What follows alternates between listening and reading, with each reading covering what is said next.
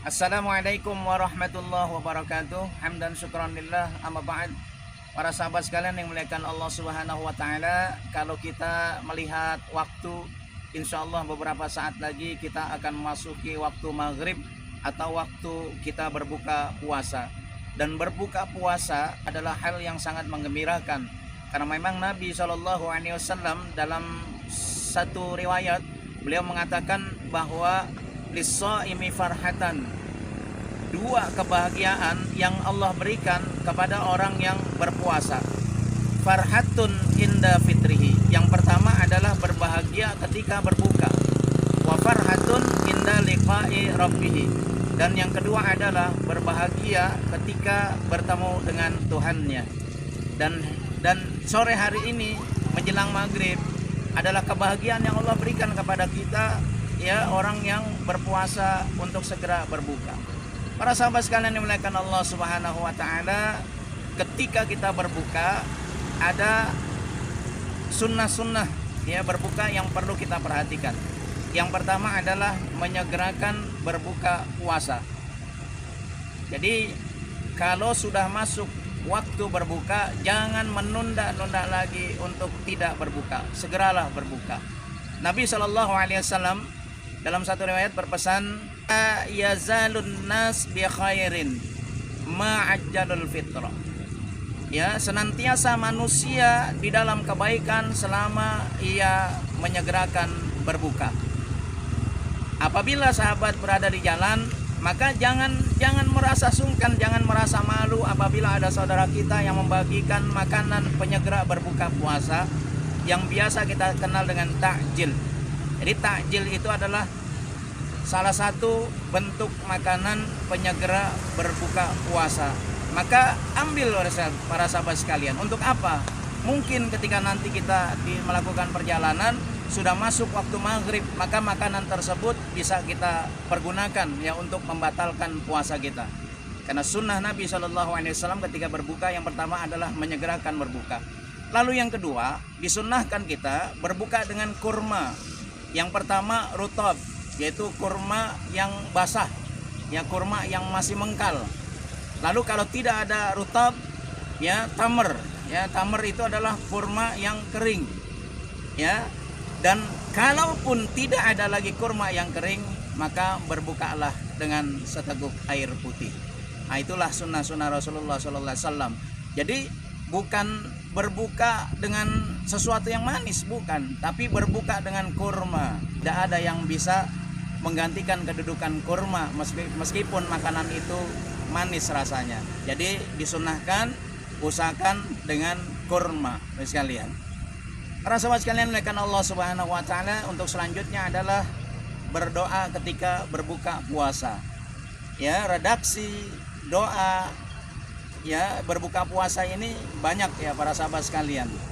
Ada yang pertama, Allahumma laka sumtu wa bika amantu wa ala rizkika aftartu bi rahmatika ya arhamar rahimin. Tapi sebagian orang menganggap hadis ini dhaif, yang pertama. Ada juga yang menganggap hadis ini tidak ada asal usulnya. Ya, Nabi tidak mengajarkan kalimat doa seperti ini. Tetapi para sahabat sekalian, ya, kita lihat isi daripada doa ini begitu mulia dan sesuai maknanya dengan apa yang diajarkan oleh Nabi SAW. Maka sahabat boleh pakai doa ini, Allahumma laka sumtu, sampai dengan selesai. Bahkan para sahabat sekalian, ya, para sahabat sekalian pun bisa berdoa dengan redaksi yang sahabat buat sendiri, ya, selama doa itu tidak bertentangan dengan apa yang diajarkan oleh Nabi SAW. Lalu yang kedua, ada hadis sahih, ya, yaitu zahabat dhama'u wabtallatil uruqu wasabatal ajru insyaallah. Nah, maka para ulama bijak, para sahabat sekalian, ya, dua doa ini dijadikan satu, ya, Allahumma laka sumtu wa bika amantu wa ala rizkika aftartu zahabat dham'u wabtallatil uruqu wasabatal ajru insyaallah. Pertanyaannya para sahabat sekalian, ini doa dibaca sebelum atau sesudah kita berbuka?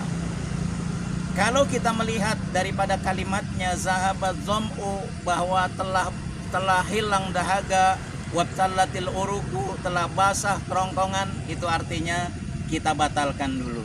Ya, kita batalkan, minimal kita minum air putih. Lalu bagaimana ketika kita makan yang pertama kali, apa yang kita baca? Sahabat bisa baca Bismillahirrahmanirrahim, lalu batalkan atau berbuka. Ya, setelah berbuka, setelah para sahabat batal, maka disunnahkan kita membaca doa. Kenapa kita disunnahkan membaca doa para sahabat sekalian? Karena doa orang puasa itu adalah salah satu doa yang tidak ditolak oleh Allah Subhanahu wa taala. Ya, yang pertama da'watus shaim, doa orang yang puasa. Yang kedua da'watul mazlum, doa orang-orang yang terzalimi.